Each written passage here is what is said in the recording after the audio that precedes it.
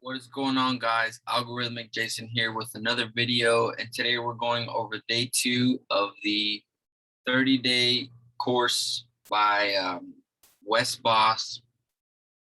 I will be sure to leave a link down in the description below if you want to join us. Without further ado, let's dive into the project. So here on the left side, we see the final project, basically a clock. We have the second hand, the hour hand, and the minute hand. I'm going to go ahead and show you what we started off with. So we have HTML and some CSS. And as you can tell over here, the clock is not live. So let's check out how we did that. First thing that we had to do was go to the CSS and go into the class hand, which is all three of these hands on the left hand side here. And we had to do a transform origin, a transform, a transition, and a transition time function. Basically what the transform origin does is, as you could tell prior, the three hands were on top of each other and they were laying horizontally like that. So when we transform origin is, what we do there is create a pivot point on the right side of those hands. And so when it pivots, it can go, as you can tell here in the red one, I can go around like this. And the default is 50. We can take a quick look at that. It's going to look a little weird, but you can still tell that the default is spinning right here in the middle of these hands. And if we do 0, it's going to be the inverted of the 100. And of course, it throws things off, but as you can tell, these three are on the top half. Go back to 100. They're on the bottom half. So it's inverted along the x-axis. The next thing we do is a transform rotate. And remember how they were all laying down on their sides like this horizontally? Well, we needed them to start at the 12 o'clock, so we rotated all three hands by 90 degrees. The next is the transition, so we have 0.05 seconds, and basically what this does is, so whenever this red one goes to the new minute, you can tell it's going to take 0.0 seconds for it to get to the next minute. And if we slow that down, it's going to take however long we put on the transition to transition to the new minute or the new hour, even the new second. And then we had some fun with some transition time function. We use a cubic Bezier. And basically what this does is, I can show you a quick example here. So if we go to the elements, we do a transition timing function. I'm going to go ahead and comment out this transition to none really fast.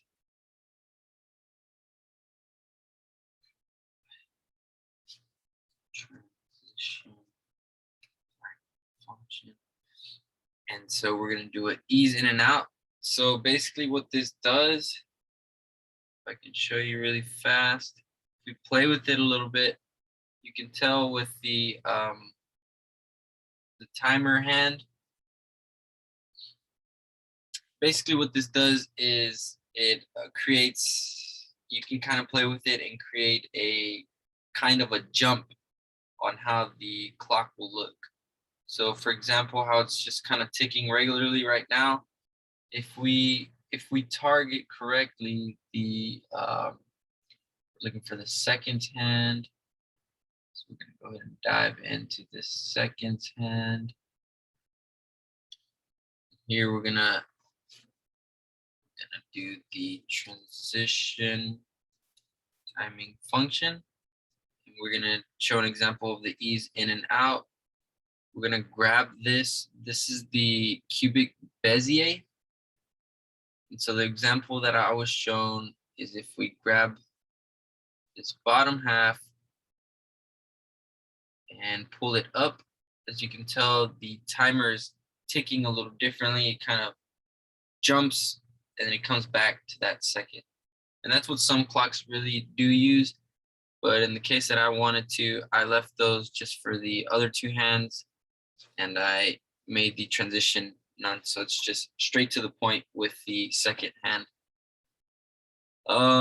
Yeah, and how we got these numbers was through here, the Bezier that we did, the cubic Bezier. It's something new to me, but it was very fun messing with. The next thing that we did was create well, I guess I did this personally. I did a second hand class. So I wanted to change this to red. I wanted to change the height, made it a little skinnier, and the transition, like I said, was none. The next thing that I did, me personally, was create this hour hand kind of thicker so it can stand out a little more. And that was it with the CSS. The next thing that we did was this JavaScript. So we wrote a script tag, and within the script tag, we created a second hand variable, a minute hand variable, and an hour hand variable that targeted within the HTML these actual hands. We created a function called setDate, which within that function we have a variable called now, and we created a class here, a new class that was the date. And basically what this does is fetch the actual date through JavaScript. So now within our program here, we have the date, and we're going to use this over here. So the next thing that we do is the constant. We made a constant seconds, so we can get the seconds from the actual date. And if I show you real fast, this date actually has, see, it has the day, the month, the date, the year, the time in minutes, seconds, and all that good stuff. So that's very useful. So we actually got we used the method get seconds from this date, and then we made a seconds degree. So basically what we're doing here is we're getting, you know how it started off horizontally? We're adding 90 to that, so it can be at the 12 o'clock. And then what we're doing is getting the seconds from the date, and we're dividing that by 60 because there's 60 seconds in a minute. And then we're multiplying that by 360 so it can know where to be on the 360 clock diagram. And basically that's what we did for the minutes as well. This right here is just the styling so I can make sure that it's up to date with this formula that we wrote. And we did the rotate interpolations with the degree there. The next thing, the color, which I already talked about. Same thing for the minutes. The hour, however, was a little different. We couldn't divide by 60. We had to divide by 12 because there's 12 points on the clock.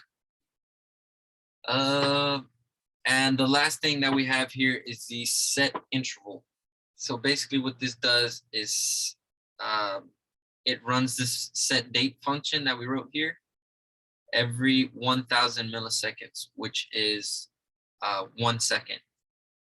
So it's fetching that and it's updating every second. As you could tell a little earlier, it's fetching every second, and we can check down here in our console. It's 1 second, 1 second, 1 second.